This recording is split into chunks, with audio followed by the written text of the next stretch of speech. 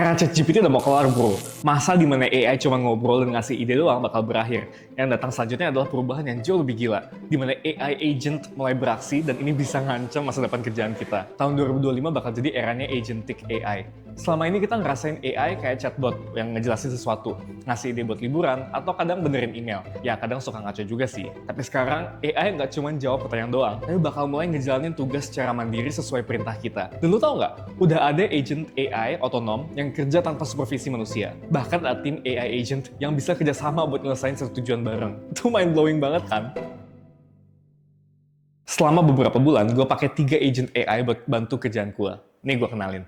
Martin yang bantu gue balas email dan ngatur jadwal, Herbie sebagai asisten riset gue, dan Cloud yang ngerjain tugas-tugas rutin di MacBook gue tanpa gue ajarin. Nanti gue ceritain gimana mereka bisa bantu gue produktif banget. Di fase pertama, AI agent bakal bikin kita lebih produktif. Tapi di fase kedua, kalau mereka mulai ngerjain tugasnya dengan lebih baik daripada kita, mereka yang bakal jadi karyawan digital yang bersaing di pasar kerja. Bayangin aja, ada yang bilang nantinya AI agent ini bakal punya akun LinkedIn sendiri. Dan yang lebih gokil, udah ada perusahaan yang cuma segelintir pegawai manusia, tapi dibantu ribuan agent AI. Sekarang ini ada perlombaan buat bikin unicorn pertama, yaitu perusahaan bernilai $1 miliar dengan kurang dari 10 karyawan manusia. Itu gila banget gak sih? Nah di video ini gue bakal share semua yang gue temuin soal AI agent. Kalau lu pengusaha, lu bakal nemuin segudang peluang. Kalau lu seorang direktur, lu bakal ngerti gimana caranya ngetransformasiin operasi bisnis lu. Dan kalau lu karyawan, gue bakal spill bocoran supaya lu gak ketinggalan zaman gara-gara perubahan ini. Selamat datang di era karyawan digital.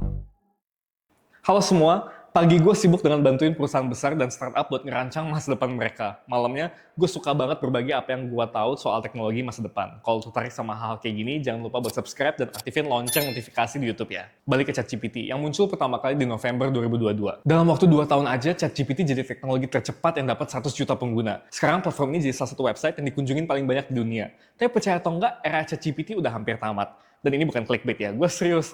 Sam Altman, CEO OpenAI sendiri yang bikin ChatGPT udah ngumumin tentang ini. Dia bilang kalau tahun 2025 kita bakal masuk ke fase baru di dunia AI. Perusahaan-perusahaan besar bakal mulai maksa kita buat pakai AI agent buat kerjaan sehari-hari. Bahkan sekarang startup udah jualan AI agent mereka sendiri. Ada agen yang bisa nelpon, wawancara kerja, bahkan ngawasin keamanan siber. Semua ini jauh lebih dari sekedar chatbot doang. Tapi tunggu dulu, sebenarnya AI agent, agentic AI itu apa sih? Apa bedanya sama chatbot biasa? Nah, gue tanya nih ke ChatGPT, agent AI itu apa sih?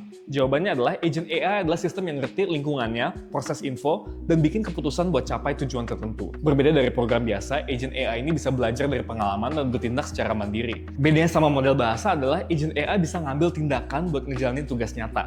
Contohnya gini, kalau lu pengen pergi ke suatu tempat, dan gue butuh info lokasinya, cara kesana, berapa ongkosnya, dan lain-lain, agent AI bakal nyari semua info itu, cek sumber terpercaya, hitung waktu tempuh, dan kasih keputusan terbaik buat gue.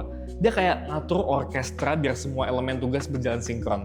Tapi ada hal yang menarik nih, gimana kalau agent AI mulai ngambil alih tugas-tugas manusia? Gue coba tes agent riset gue, Herbie. Dia baca email gue, paham apa yang gue mau, dan tanya hal-hal detail yang penting biar tugasnya sempurna. Beberapa jam kemudian, Herbie ngasih gue laporan lengkap setebal 30 halaman. Jadi perbedaan antara AI agent dan chatbot kayak ChatGPT itu ada di tools dan akses mereka ke sumber informasi eksternal. ChatGPT bisa kasih saran perjalanan, tapi nggak bisa beli tiket pesawat langsung buat gue. Sedangkan Martin, agent pribadi gue, bisa akses email gue, cari info di situ buat bantu. AI agent bisa punya memori dan mereka ingat interaksi sebelumnya juga. AI agent ini punya kemampuan buat ngatur informasi yang lebih kompleks dan berinteraksi dengan lingkungan sekitar. Contoh paling gampang, Martin tuh bisa nyari data di email gue. Kalau dia nggak nemu, dia nggak bakal ngarang-ngarang kayak chatbot biasa. Dia malah bakal nanya gue, boleh nggak gue hubungin orang yang punya info ini? Dan ini bikin kerja dia jadi jauh lebih cerdas. Terus ada hal penting lainnya, memori. Bayangin kalau setiap hari lo harus ngasih tahu info yang sama ke asisten kerjaan lo. Malesin banget kan? AI agent yang oke itu nggak kayak gitu. Dia ingat semua obrolan dan permintaan sebelumnya. Jadi misalnya dia tahu riwayat interaksi sama klien, info pesanan, atau kebiasaan kerja lu. Bedanya ChatGPT sama AI agent itu bisa gue analogiin kayak gini.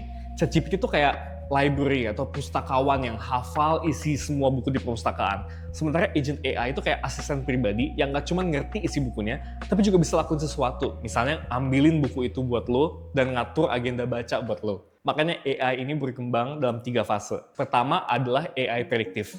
kayak algoritma YouTube yang bakal nebak video apa yang bakal lo nonton selanjutnya. Terus muncul AI generatif yang bisa bikin konten baru kayak teks, gambar, dan sekarang kita masuk ke fase ketiga, AI operasional. Di sini agent AI bisa benar-benar lakuin tugas yang rumit secara mandiri. Gue inget banget demo Google 6 tahun yang lalu soal AI yang bisa reservasi tempat makan lewat telepon. Saking realistisnya AI itu sampai bikin suara kayak orang mikir dan ragu. Tapi kenyataannya proyek itu batal karena banyak reservasi yang gagal dan akhirnya harus dihandle sama manusia lagi. Tapi sekarang udah tahun 2025, teknologi AI udah beda jauh. Contohnya Cloud, agent AI yang gue pakai. Gue minta dia nyari 10 tempat wisata di Granada buat liburan gue. Lengkap sama info alamat, nomor telepon, dan jam buka. Gak cuma nyari, dia masukin semuanya ke spreadsheet sesuai format yang gue mau. Ini bukan demo bohongan, ini benar-benar terjadi. Bayangin aja lu datang ke kantor, terus lu kasih tugas ke komputer lu buat kerjain semuanya sambil lu tunggu nyantai. Ini keren banget kan? Tapi di balik kecanggihan itu, ada masalah soal keamanan dan privasi. Perusahaan teknologi kayak Anthropic masih hati-hati banget sebelum rilis fitur ini ke publik. Karena resikonya gede banget. Mereka bahkan bikin komputer virtual di dalam komputer lo buat mastiin semuanya aman.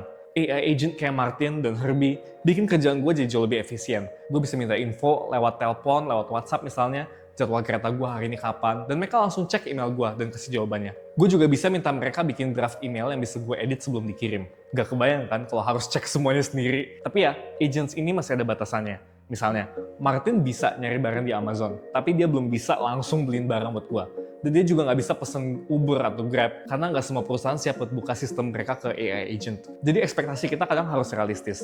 Kadang orang berharap AI agent bisa ngelakuin segalanya, padahal belum tentu sejauh itu.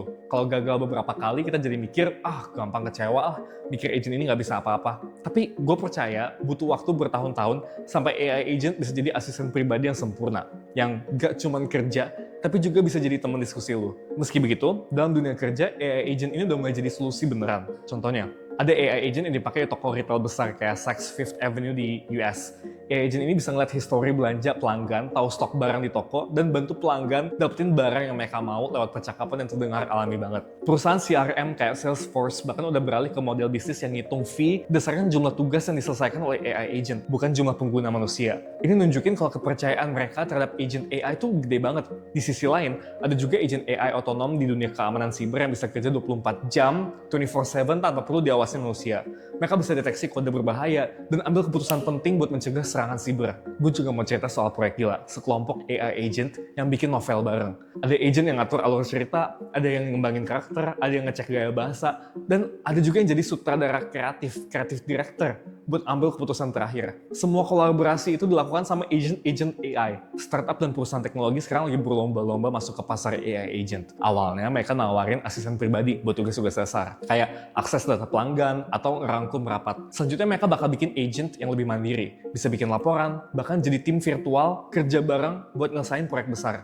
Jadi kemana arah semua ini? Pertanyaannya, agent AI ini bakal jadi asisten kita atau malah ngerebut kerjaan kita? CEO perusahaan besar kayak Satya Nadella dari Microsoft atau Mark Benioff dari Salesforce, mereka tuh selalu kayak agak menghindar kalau ditanya soal ini. Mereka lebih suka nyebut produk AI sebagai co-pilot, bukan pengganti manusia. Tujuannya jelas, biar AI ini dipandang sebagai alat bantu, bukan ancaman. Tapi nggak bisa dipungkiri nggak sih kalau AI bisa bikin kita jauh lebih produktif? Contohnya BBVA, bank Spanyol, dengan lebih dari 100.000 karyawan yang pakai versi profesional dari ChatGPT, mereka ngitung kalau tiap karyawan bisa ngehemat rata-rata 2 jam kerjaan seminggu buat tugas rutin kayak ngisi data dan balas email. Buat lo yang bisa adaptasi dan pakai AI dengan lebih baik, ini kesempatan buat lebih produktif dan sukses. Tapi gue juga nyadar kalau ada sisi negatifnya.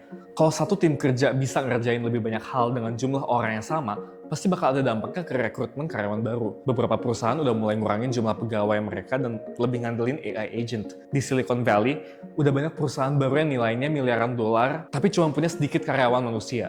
Karena sisanya pakai AI agent. Perusahaan ada 8090 misalnya, pakai AI buat replikasi sistem perusahaan besar kayak SAP dan Microsoft dengan biaya yang jauh lebih murah. Bahkan ada perusahaan investasi yang ngelola dana pakai keputusan yang diambil sama 3 model AI yang canggih tanpa campur tangan manusia. Jadi gimana cara kita menghadapi semua perubahan ini? Gue yakin kita bisa manfaatin AI buat keuntungan kita. Yang penting lo harus adaptif, belajar teknologi baru ini, dan siap berinovasi. Jangan takut malah, ini saatnya maju dan ambil peluang baru. AI mungkin nggak ngambil kerjaan lo, tapi orang yang ngerti AI bisa aja ngambil posisi lo dari lo kalau lo nggak upgrade diri lo. Jadi ayo kita siap-siap jadi bagian dari perubahan ini.